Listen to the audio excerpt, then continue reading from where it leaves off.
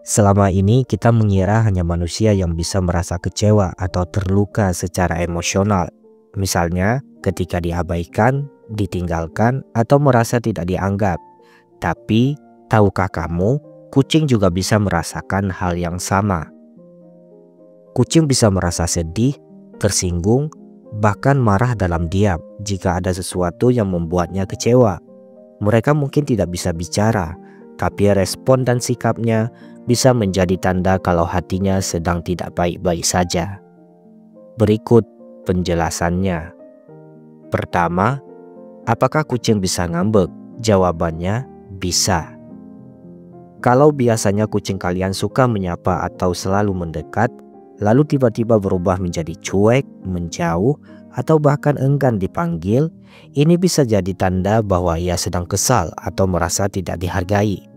Beberapa penyebabnya bisa sangat sederhana, seperti kamu terlalu lama meninggalkannya, kamu terlihat lebih akrab dengan kucing lain, kamu memarahinya dengan nada tinggi, atau kamu mengganti pasirnya tanpa memperhatikan kebiasaan yang ia suka.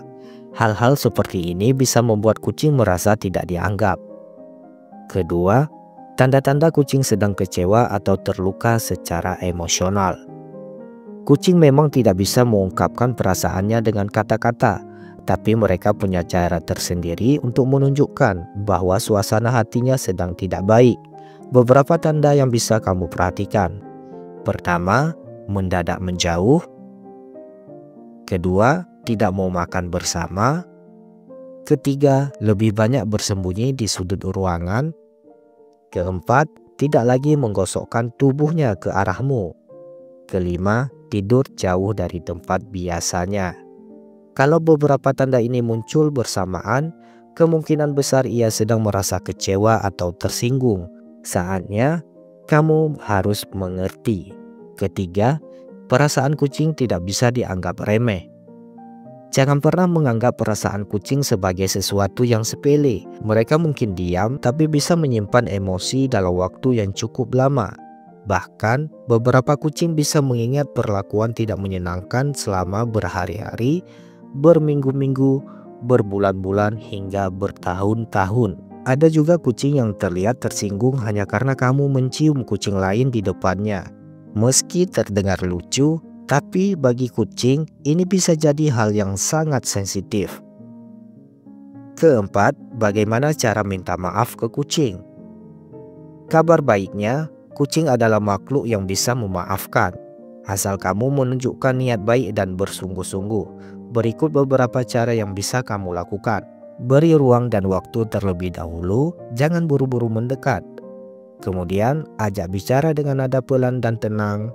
Berikan cemilan kesukaannya, elus bagian favoritnya seperti dagu, pipi, atau belakang telinga.